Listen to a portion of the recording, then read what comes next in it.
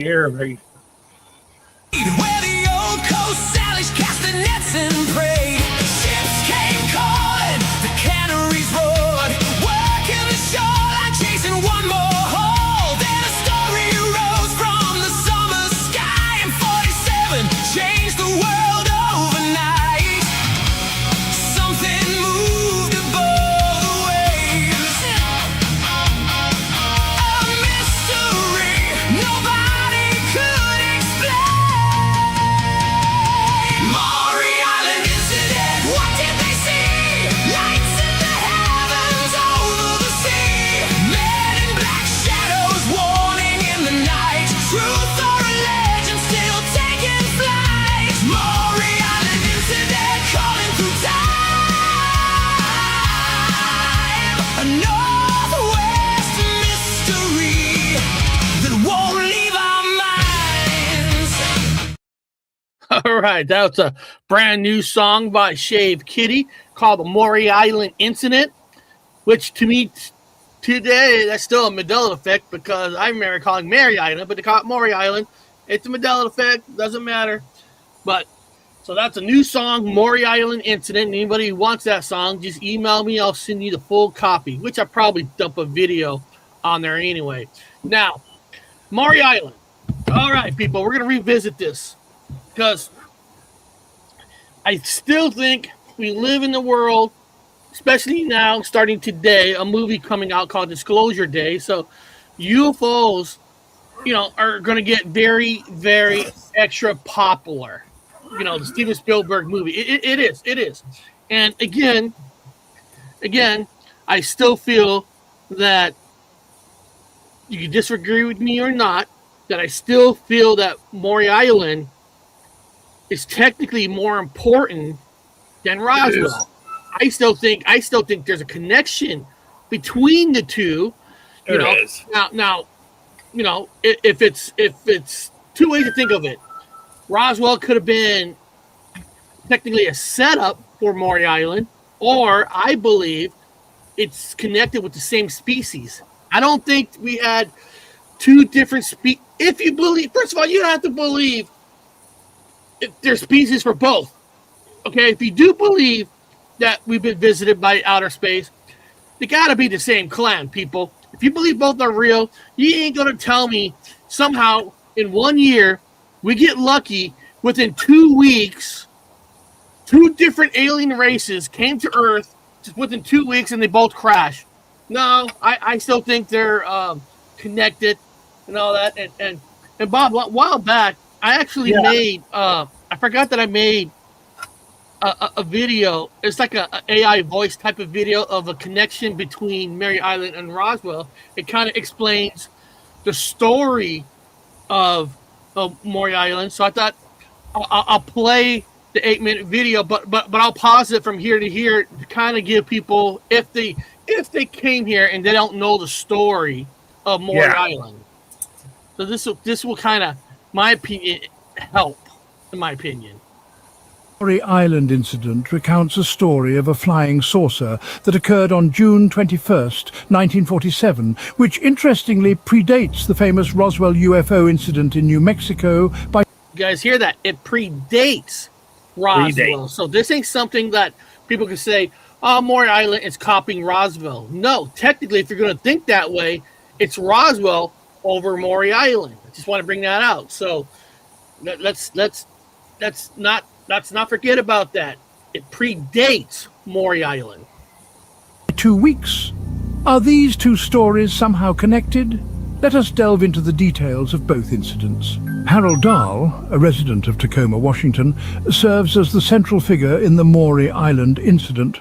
On an ill-fated day, he embarks on a boating expedition in Puget Sound alongside his son and faithful canine companion. While navigating the waters, Dahl's attention is captivated by the presence of 6 peculiar flying objects resembling donuts hovering in the sky above. Astonishingly, one of these unidentified flying objects suddenly detonates, showering the boat with a torrent of scorching debris. Tragically... Hold on, I'm going to pause it for a second to ask Dr. Wu a question about that. Now, the story goes, a debris came down. Do you believe it's a debris of, I don't know, they're releasing garbage, or is this like a planned drop that this spaceship did, or was it a malfunction from the UFO in your expert opinion?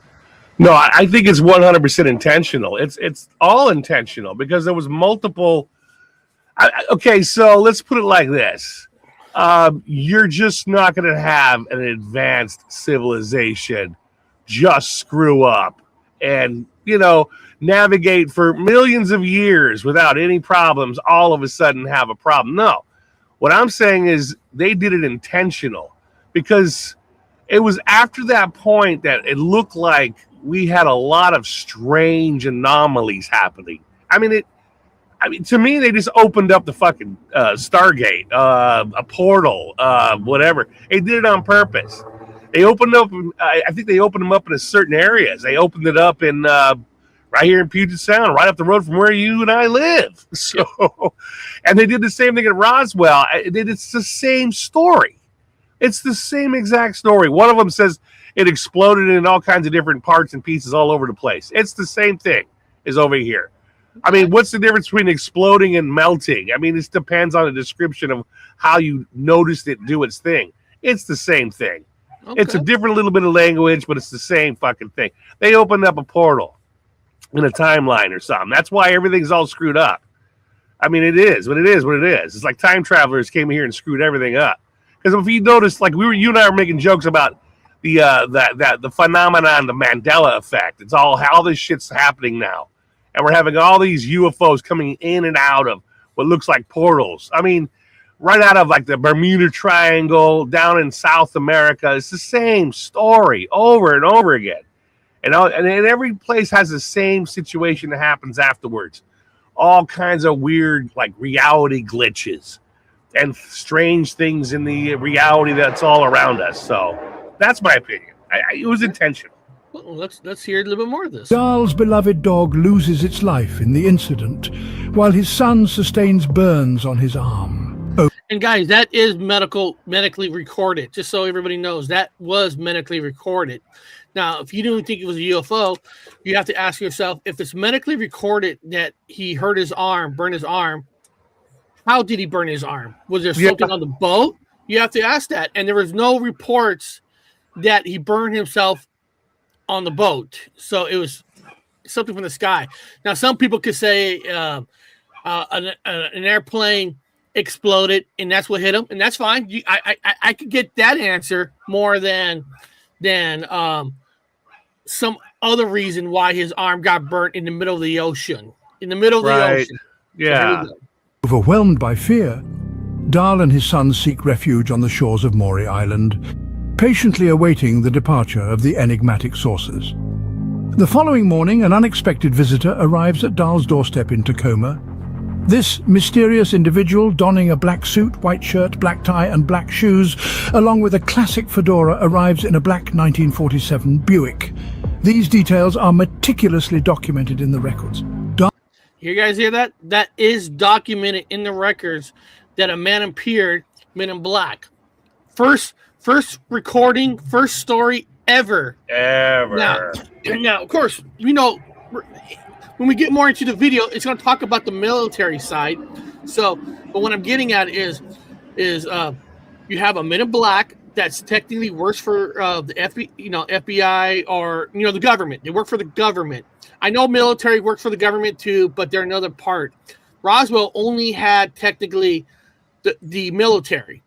Here you have men in black and eventually military. So you got something that's a little extra, and it's written. So here we go. Dahl recounts all the events that occurred the previous day. Subsequently, he imparts a cautionary message that becomes the distinctive instruction for all subsequent men in black. Do not disseminate this. You are unaware of the gravity of what you witnessed. Unfortunate consequences will ensue if you disclose this information. The subsequent events delve into the annals of UFO history. encompassing vanishing extraterrestrial objects, a plane accident, peculiar incidents encountered by Dahl and his family, and potentially the FBI's inaugural inquiry into unidentified flying objects.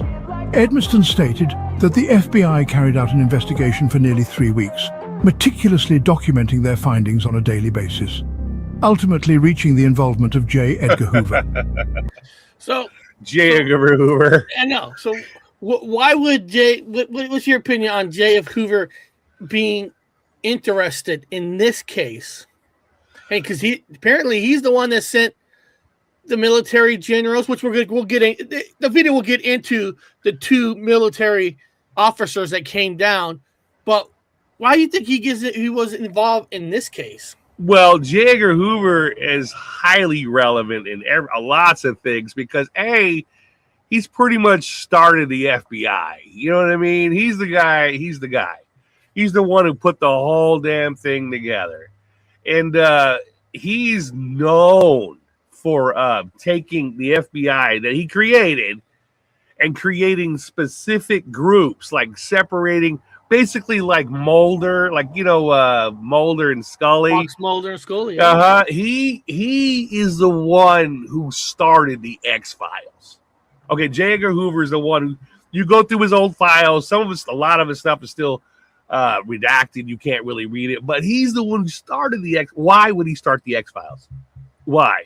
Because it was right after the incident happened that all kinds of shit started being recorded, like strange creatures, shadow people. I mean, he's the one who started the X-Files. And it all started from this big incident, well recorded. Now, remember, I worked at an internship. My internship was here in Des Moines, Washington, where I'm at right now, down at the Des Moines Historical Center. You remember that. And so I saw all the stuff in there. I'm at the Smithsonian, I'm front line. Smithsonian Institute, Fort Lewis Historical Museum. There's the fucking Army planes. Internship right down here at I know the whole fucking schmill. But yeah, J. Edgar Hoover was very relevant, and he's the one who basically started the X-Files. He's the man. You hear his name more on this case than the Roswell. It's kind of interesting that, Roswell's the bigger name. Good, you got it. It's weird. It's weird. There's more connection with him on this case than Roswell. It doesn't. You don't hear J. Edgar Hoover doing nothing for Roswell. No, nothing. It's interesting. Nothing in his files. How is it that all his files have everything to do with fucking Maury Island, but nothing to do with Roswell? It's weird. Yeah. Let's hear more of this. It is evident that Hoover played a significant role in this matter, as his keen interest in it is unmistakable. On June 24, 1947, 3 days after the incident, Kenneth Arnold, a pilot and federal marshal, witnessed the peculiar sight of 9 discs gliding across the north face of Mount Rainier. You guys hear that? Kenneth Arnold, after this incident, saw 9 flying saucers. Right before Roswell, it's like, okay, right? 9. Kenneth Arnold, 9. Yeah, and that's not. I know we have Boeing up in Washington, but in 1947, it wasn't like they had technology where they had like 9 planes flying right next to each other. They could do that now with jets, Blue Jays flying in the sky, but 1947, having 9 planes right next to each other. What do you say? That AI voice makes me want to stick ice picks in my ears. Hey, chill out, Danny, chill out. This sighting would go on to be famously referred to as the origin of the term flying saucer by the media. The local and national press, including renowned journalist Edward R. Murrow, conducted interviews with Arnold, and his extraordinary experience became a sensation in radio broadcasts and news headlines worldwide. Subsequently, Arnold was interviewed by First Lieutenant Frank M. Brown and Captain William L. Davidson from Hamilton Field in California. So that's what I'm talking about. They sent 2 important people from California to come up here to interview the man in Tacoma at a hotel, which it's recorded. It's not a makeup. It's not a hidden. there was a real interview. If it was fake, you had a Hoover on it. You think they're going to waste all that money to send two important officers to come to Washington in 1947 to interview a guy who takes a boat out into the ocean? Right. Also, Project Blue Book. Both the scientist and the lieutenant working, the ones who started Project Blue Book, was created at the same time. That's when the Project Blue Book was created. Yeah. It was created in 1947, I think. Well, yeah. It was around. It was the time. It was when Project Blue Book was all of a sudden created. And who? Yeah, look it up. Was Project Blue Book created? Let's see here. All of it. No. The book officially launched in March 1952. Oh, but officially launched. But no, that's the big one. That's the table. They were working on all these previous UFOs data when they kind of launched it in not public, but yeah, you're right. Project Blue Book, the actual name, which is a larger organization. Yeah, but they were already working on it. But there were still two investigators that went down to Des Moines, and they were already working on all these things. So the Project Blue Book is just the name they gave it later with all the information and data that they put together, and they called it Operation Blue Book. Yeah. But other than that, they were independent a little bit. Exactly. But it was, just don't launch a book without information and data. The data started because of 1947 with Hoover. Like you said, he started the X-Files in a way, and all that. Hoover, and all that information has to go somewhere. It went into Project Blue Book. Yeah, and there's a TV series. There was a series that came out, I guess, a year ago, or like 2 years ago, 3 years ago, that has that actor that plays Littlefinger. He plays Littlefinger on Great Game of Thrones. He's a good actor. Oh, yeah, I know what you're talking about. Yeah. I can't remember their names. There was an actual series, and if you watch the TV series, it shows him and the lieutenant going down right here to Des Moines and sitting down and having conversations. And those two guys went looking for the missing plane that had all that slag and whatever parts and pieces that fell off of that spacecraft. Remember, it went missing, and those guys went looking for it. It's even in the TV series. Yep. Let's hear more as a reference. What do you think? Convened with Kenneth Arnold and Fred Chrisman at the Winthrop Hotel in Tacoma before departing to Hamilton Field. It was already midnight on July 31st, 1947, when they concluded their interviews and urgently called for a command car to transport them back to Hamilton Field. The urgency stemmed from the fact that it was Air Force Day, the day when the Air Force officially separated from the Army, and they declared that all planes were required. The following morning, around 9:20 a.m., Arnold received a call from Fred Chrisman, who informed him about the news of a B-25 bomber that had exploded and crashed just 20 minutes after taking off from McCord Field. The crash occurred near Kelso, Washington, as the left engine of the B-25 caught fire. According to an article in the Tacoma Times, an intelligence officer at McCord Field confirmed that the B-25 bomber had been carrying classified material from the Maury Island UFO incident. It disappeared. Kind of strange, right? Now, listen. It disappeared. There's plane crash all through history. I mean, that is true. But it's just kind of like you had important officers did this interview, and like you're talking about, they picked up stuff from the SLAD. From some say it was a SLAD material on the plane. Some people believe there was an alien on that plane.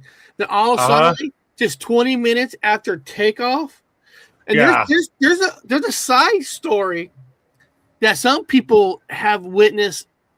It's not recorded history, but they said it was blown out of the sky on the left engine. But I mean, that can't be proven. Yeah. But this plane really did crash. That really truly happened. And it went missing, and all the materials went missing. all the stuff went missing. Everything went missing. Right down here at the museum when I was playing around with that stuff, you and I had met some guy in a coffee shop because Eric and I have been running around investigating over here. That's part of the stuff that we're doing. And we met a guy who knows another guy, of course. He's got a piece of the slag.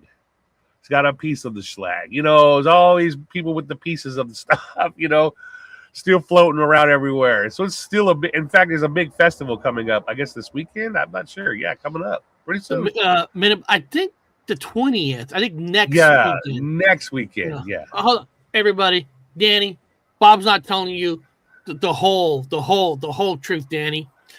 Oh, Bob cool. was flirting with these two girls in a coffee shop. Yeah. He was flirting. Well, I was converting them. They were lesbians, and I wanted to convert Bob asked the women, "Hey, are you guys going to be going to the Men in Black thing?" And then this guy was sitting at a table, looked up. It was like listening to hear an answer. And the guy was sitting down was one of the producers of the Maury Island Incident movie. It's like a 30-minute movie. You can find it online. You got to pay money for it. And the guy who's behind the Men in Black event. But we didn't even know it. It's just He's like throwing the event. He's throwing He's the in event, charge and of it. somehow it just lined up where we were all together in there, and he was kind of surprised at how much we knew about the story. Then I told him I interned down there, right right behind the coffee shop. I was like, well, look out the window. I interned right there in the historical museum, and he's like, what? You interned in there? I'm like, yeah. Well, that's where I learned how to do my museum studies, right there. My internship. I went through the whole fucking thing down there. I know the whole goddamn thing, the whole story. You and I were naming things that he didn't even know. He was like, whoa. You guys need to come to that event. He says, yeah, well, we might be there. We might not be there. Depends. They're just there for the fun and giggles, but we're researching. Yeah. And then hold on a second, because I want to show you guys, because I sent Bob a link this morning. I go, hey Bob, this is the guy we talked to. That guy right there. That's the guy we talked to. You show it.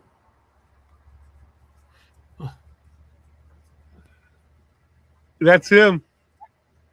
Told Harold everything that had happened to Harold on the water the day before. Even though Harold at that point says he hadn't told anybody. The man in black knew everything that had happened. It was kind of cool. You know what I mean? It's just like, what timing is that? Well, that's why I always think this has got to be some sort of cartoon matrix. It's impossible, dude. What is the probability between 1 and what number Reported that we would come across informant. that guy? Sorry. I was just putting the video back on the screen, and Yeah. I didn't mean to do that. I mean, what would be the probability of us coming across that guy in the coffee shop? And it was nobody else there but me and Eric and two lesbian girls that I'm trying to hit on so I can convert them over. But I got close. I'm getting closer.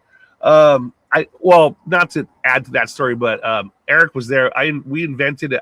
I was asking for a cup of coffee or a mocha. And it has banana in it, so I intentionally had them they were confused about putting banana, like a banana syrup in the coffee, whatever, because I was trying to be a little bit more on the phallus symbol side. But anyway, I'm getting that close to getting those two lesbians. But other than that, we met that guy that was on the camera right there, and we were telling him information that he didn't know. And he was like, "Wow. Where'd you guys come from?" It's a small world. Let's hear more about this video. A single enigmatic source claimed that the B-25 bomber originating from Hamilton Field was downed by a 20 mm cannon. See, that's the rumor story. Rather than an engine malfunction. Allegedly, the purpose behind this crash is to conceal the fact that classified information was obliterated while it remains securely stored within the confines of Area 51. Is the veracity of the story in question? Let us examine the Roswell UFO incident. In the summer of 1947, specifically in June or early July, a farmer named William Mack Brazel stumbled upon peculiar wreckage while tending to his ranch located approximately 70 miles north of Roswell. Intrigued, yet unsure of its nature, Brazel collected some of the debris and decided to seek assistance from the local sheriff. Debris or sled. Like, same thing. Slag. That's Same thing. sled. Same thing. Same thing. It's a different word. just- Exactly. It's the same thing. Yeah.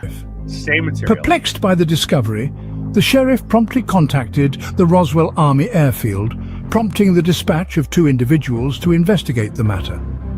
One of these individuals was intelligence officer Jesse Marcel, who arrived at the sheriff's station to provide... And a lot of people know this part. I'm going to fast forward a little bit, know that part. Yeah. But what interesting is military, there's no stories on Men in Black or Hoover really fully involved. It's just a little strange, like why this one had less. But here we go. Blanchard's orders. Subsequently, Blanchard authorized the release of a press statement announcing that the base had successfully apprehended a flying saucer. On July 8th, the original article was published in the local newspaper. On that very day, the wreckage was transported on a B-29 aircraft alongside Marcel to an Air Force base located in Texas. Marcel was captured in a photograph alongside the alleged debris, and the military released a statement confirming it to be a weather balloon. And what was interesting, every time they do some kind of reenactment or footage, it always shows like the farmer picking up like small pieces, like all pieces. And then here's this one shot only in a picture, this big, huge piece, but there was never like language that the pieces this farmer found was that big of a piece. I'm just bringing that up. Let me say this though. I was on the USS Blue Ridge LCC-19 and we had weather balloons, air quotes, weather balloons. I don't want to get in trouble. And I used to pick them up out of the water with a big old hook. We'd bring them in a boat. But anyway, weather balloons have that. That's a piece of a weather balloon. That's a piece of a balloon. So in this picture right here, he's not holding up anything from any crash. No, there's nothing. He really is holding a balloon. He really is holding a balloon. But the question is, was that from that wreckage or was that just a picture? I think this is a fake. This is him holding up an actual piece because they did launch balloons there. They were launching balloons. They were testing them for World War II. Well, before World War II, kind of getting into the whole spill of it. And that is an actual piece of a balloon. This is why they spun that balloon thing later on.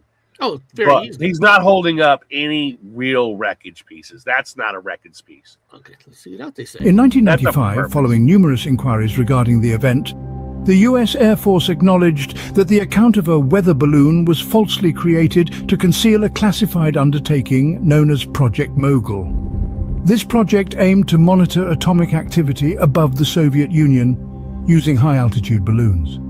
Same thing. Additional aspects of the Roswell incident, such as reports from certain witnesses suggesting the presence of extraterrestrial bodies recovered from the site, were clarified as being parachute test dummies that had fallen, as detailed in a comprehensive follow-up report in 1997. The narrative surrounding the Roswell incident is constantly evolving, leaving us to question what the actual truth is.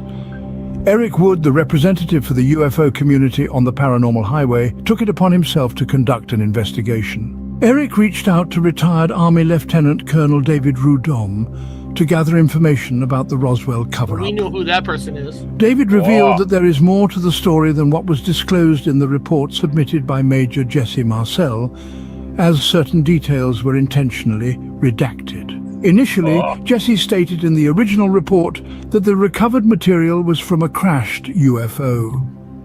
However, the very next day, the explanation was altered to claim it was a weather balloon.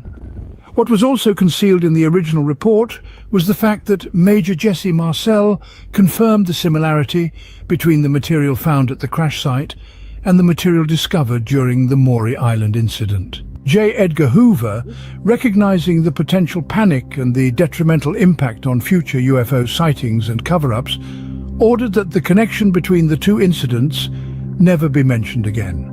Wow. He understood that if the public became aware that the two UFO stories were linked, it would create widespread panic and make it increasingly challenging for the government to conceal future UFO encounters. There is undoubtedly much more to this story that remains unknown. And think about that, people. You don't hear Roswell and Hoover's name really connected only with that. Maury Island. Really needed the story separated, and of course Roswell had the better name. Roswell became the bigger story, which I don't know, people. I mean, it's up to you what you want to. I think Maury Island is the bigger story. I truly 100% believe it's bigger. The military was not equipped for handling something that's extraordinary. You know, they were not equipped for anything paranormal. You know, anything that's it has like some sort of matrix glitch thingy. They don't have that. So they did what they normally do. They already invented the FBI. FBI was still spinking brand fucking new. J. Edgar Hoover, in between cross-dressing, invented the whole damn thing, separated all the different departments because it was brand spanking new, and they needed somebody to play around with the whole thing. So they got the FBI to do it, which is domestic terrorisms, domestic problems. Military had nothing. They're like, we don't. They're what do you call compartmentalized. I mean, this guy is distributing beds. This guy is making bullets. This guy's making tires for car. You know, nobody's talking to each other in the military. Kind of, but no connections. They're all so compartmentalized. They don't know what's going on. So the FBI handled it. So J. Edgar Hoover was all over it. And he put together that little group like the X-Files, whatever groups. Yep. He did all that. It's in his files, guys. It's not even, this is not us doing a conspiracy. This is a fact. And J. Edgar Hoover did all this. A place, Bob, where you used to work at, you're going to recognize the place you used to work at, put out an article. Oh, wait, where was this at? The Museum of Flight. Yeah, I worked there. The Maury Island Incident before Roswell. I mean, they make sure, you know, I mean, this is the place you used to work at. Yeah, I worked there too. People like say, well, who makes you an expert? Okay, Smithsonian, Museum of Flight, Fort Lewis. I worked intern down at the Des Moines. You know, I mean, just come on. I mean, come on. Believe me when I'm telling you all this stuff. Yeah, I mean, Museum of Flight. You know, they even had all kinds of buzz about it themselves, all the information, everything. I'm like, yeah, I know all about it. And they're talking about that film, the movie, and the guy, one of the guys behind me is the guy we talked to in the coffee place. Yeah. I don't know if he's Steve or Scott. I can't remember what name he told us. Man. I can't remember. I can't remember. I was too busy trying to hit on lesbians. To show that, you know, this story is interesting. Here's something interesting, people. And you guys, all you guys could take this with a grain of salt. Take this with a grain of salt. So yesterday, Bob and I did the Maury Island thing, which I will be putting out a video. I just got to put it all together. But when I went to pick up Bob, I wanted to record. So weird. I wanted to record Bob, Dr. Wu, on how fast it is to get down to the boat area where the boat launched. And I did so many filming before. I filmed the Bigfoot stuff on that camera, and this has never happened to me. And somehow, I was filming, and there was this guy walking with his backpack, which I seen this guy like 3 times. Yeah, I did too. 3 times. I did too. And then we went to go look, and then he's gone. I turned off the camera. The black backpack. And then I was gonna re-look at it. With Bob trying to because Bob saw this guy with a backpack too. We're trying to see if this is the same looking guy. And somehow, I mean, you could do this on phones to speed up a video, but somehow. And that never happened to me before. Never happened to me before. And when I went to look at it, 24 minutes went down to like 21 seconds. Watch. Yep. I have it right here. I have this part right here. Yep. Like, what the fuck? It's just like driving down there. We got the ticket. It's like Bob's talking. We're trying to show Roswell. And then Was that the guy? See, That was the guy. That was the guy. And then it's almost like it's there's the guy. That was the guy. That was the guy. There's the guy. But it sped it up so fast. Like I don't know how. No. But we saw this guy. I'm not saying this guy's following us, but I'm not. Maybe, but somehow this whole section of the video was just fast, and everything we said not recorded. Never happened to me before. Never once happened to me before. Why? Like the guy. How did that even happen? 24 minutes sped up to 21 seconds, and there's no reason for it. And all because you wanted to go back and look at that guy. I wanted to see more. I want to see that guy because we saw him 3 times, 3 different locations, guys. He has a hoodie. He has a black hoodie. It's all black. He's wearing all black. He's wearing tan pants, an all black hoodie, and he's got a black backpack. He's got a brown backpack on his black hoodie. He's got a backpack, and he saw him 3 times in 3 different locations. Now we drove to 3 separate locations that were miles apart, and I go, "That's the same guy." How the fuck did that guy get? That was crazy. And then Eric went back to look at the footage. My fault. Wrong one. So like it's like, so you can see I did recordings, and when I go back down to that section, it even stays fast. Hold on. Where is it? 'Cause even where is it? Yeah, that was. It's just like it's fast, but and then I played around with other recordings and nothing else did that. So what Eric was trying to do was, we were both trying to debunk ourselves. So Eric was like, "See that guy?" I said, "Yeah, we saw that guy miles down the road 3 times. This is the 3rd time we saw him." So Eric had him on camera 3 times, kind of just miscellaneous doing stuff. So when Eric went back to see if we were crazy, if it's the same guy, it is. I go, "It's the same guy." Something. Eric went to look for it, and the damn thing sped up like crazy fast. You only got him able to see him once on there. Yeah. You had to stop it to get him on there. It's like you recorded that strange person, and the whole damn video went nuts. I'm not trying to be a conspiracy, but it's almost like they did it. Somebody did that on purpose. Yeah, I was like, wow, how did that happen? How the hell did that happen? I even tried to Google it and say, how do you get your phone to record like that super fast? And then you had to set your phone to do it. You had to go into you had to have set it. I mean, you had to go into your phone and physically set it to record like that. They'll do that. Eric went back to look at it, and it was like, dude, it's fine.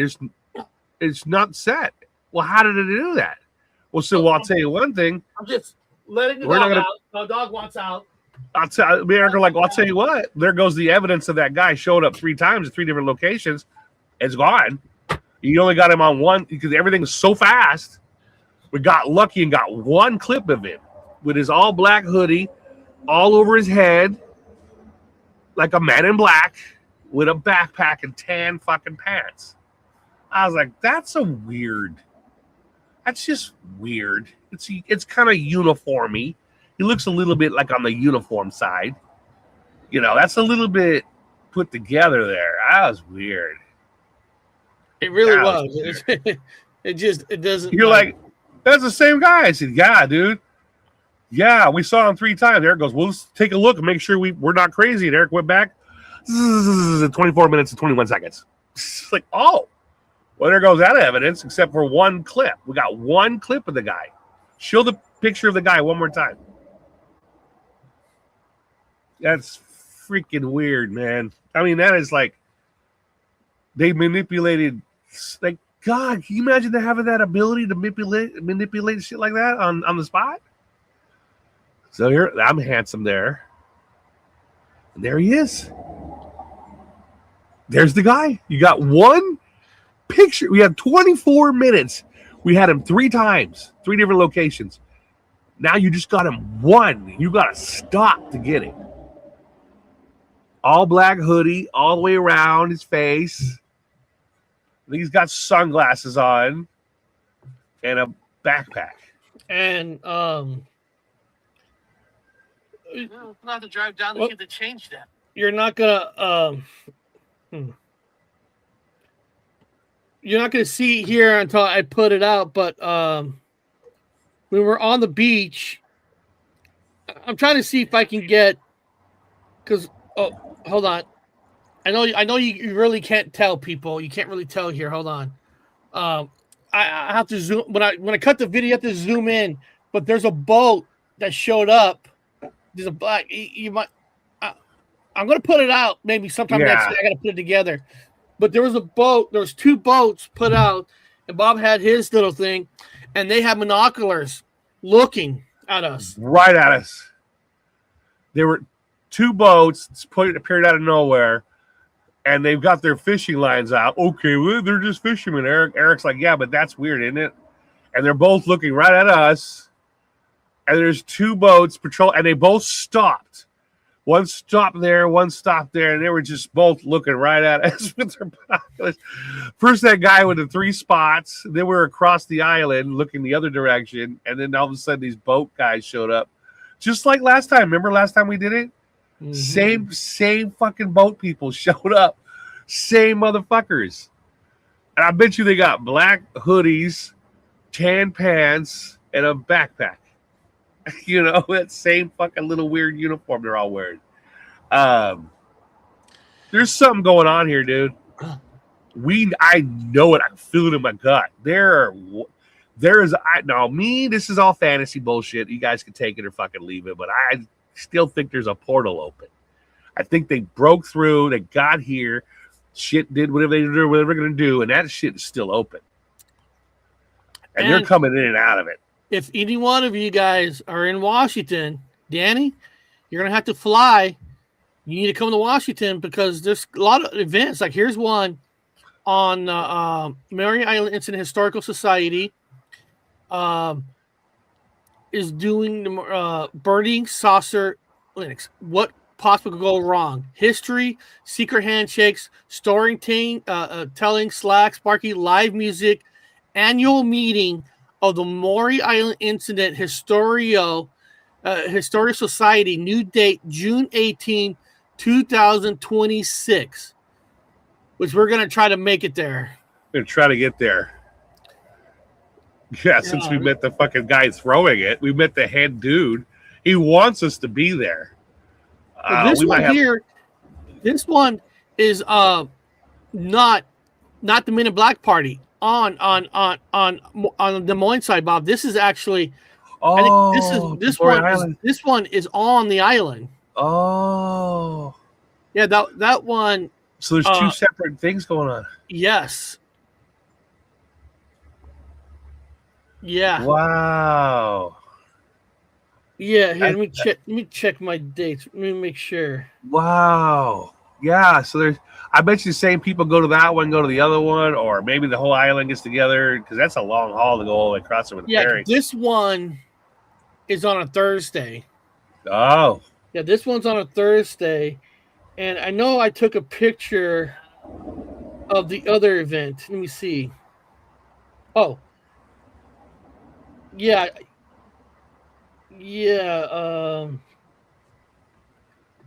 Hold on a second. And then I have to show it.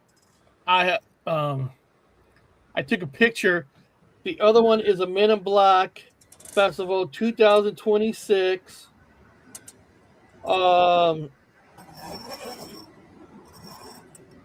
That was on the 20th. So that was on the 20th at a place called the Quarter Deck. So there's several events that are going on, but I want to go to the one on Thursday that's on the island. I think that's the. Maybe we go to the one on Thursday. Wait, yeah, that's next week, right? Yeah, that's all. Yeah, they're next Thursday. Yeah.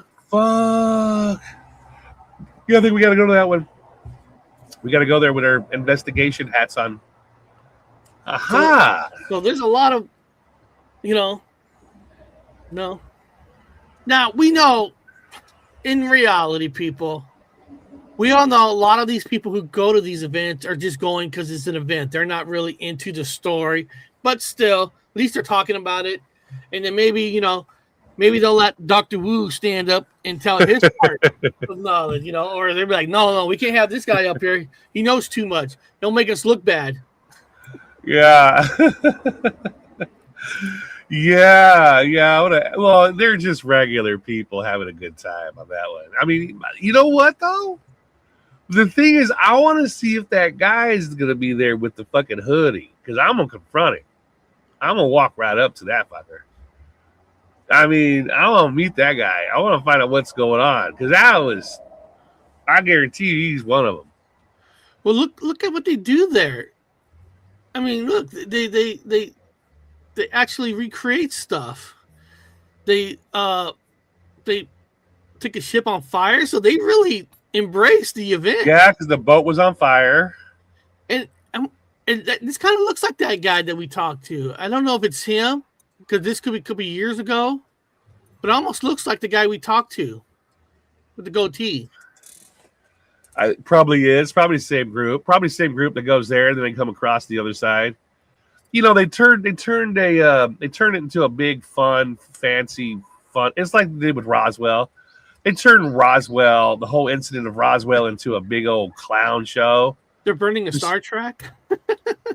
Wow. Oh, that's cool. They burn spaceships in effigy. That's fucking funny. Burning sauce. Oh yeah, some of these pictures from last year. Oh, that's cool. They're burning the spaceships in effigy. It's kind of fucking funny. Yeah, see, they do it. Yeah. They do it every year. Wow. It's kind of cool. See them embrace it. Yeah, we're gonna try to make that. We're definitely gonna try to make that. See if we can kind of get involved with that one, and we'll do it live. If we do it, guys, we'll do it live. So you guys will get to see it. If we go, we probably are. It depends on what happens. Something happens. So we'll be doing a live broadcast from this event. You guys will see it live. And Danny, don't worry about your legs. Bob's got some secret medicine that can help you. Oh, what happened to his leg? You'll get your legs working. What the fuck happened to his leg? My health is in the toilet right now. I'm lucky I made it to the grocery store today. Knee issues, bad. Oh, you need some CBD oil or a CBD cream for your knee. He probably has that. Well, he probably smokes it. He's not supposed to smoke it. He's supposed to use it on his leg. Knowing Danny Staten, he probably put it in his pipe. Well, portal, yes, I guess that makes sense. Well, guys, if you kind of think about it, if ships are coming here from outer space, from other, they would have to use some kind of a portal, wormhole, unless they have some kind of a power energy that's beyond beliefs that can make them get here quicker. Otherwise, they're using a portal. Interstellar in a way, there's a wormhole. They're using a wormhole. There you go. They're using a wormhole. They made a wormhole. That's what that whole thing. I know it is. I don't fucking care. People can argue me all fucking till the cows come home. They did that on purpose. They opened up a wormhole, and homies are walking back and forth, coming in and coming out of the wormhole. It's just the Eisenberg Bridge. It's what they made. They have the technology to do it, and they did it. So that's what's going on. That's what it is. I know that's what it is. And so a lot of these strange things are going on right now. In fact, this is a conspiracy. I'm going to add a conspiracy spin to the whole damn argument. I'll do a conspiracy spin. I don't know. I don't believe it, but people are saying that in a tangent universe, there's multiple us. There's multiple yous. Multiple. And so they're saying that all these celebrities and famous people keep showing up a little bit different. It's like they're being exchanged for another version of themselves, but another version of themselves from a different place, and they're being swapped out with and being exchanged with, coming through Multiverse type of deal. coming through these wormholes. And like, so another me shows up and takes me out and replaces me with me, another version of me, but in this place. I don't mind that, as long as hopefully their body's healthy. They got good legs, so at least they shot me with a good body that's healed. But there'll be a slightly different thing about him. For example, I think old Eminem, that rapper guy, everyone's screaming that he had a particular tattoo, and all of a sudden he's missing the whole tattoo. It's a whole different kind of thing. Or I remember Donald Trump combing his hair the other way. I remember Donald Trump swooping his hair the opposite way. I always remembered his fucking comb over. He had a comb over. He has a comb over. He's bald. He had hair implants, but he had a comb over. I don't know. I don't know. Maybe I just remember it wrong. Maybe he just switched it up. I don't know. But it does look like people are being swapped.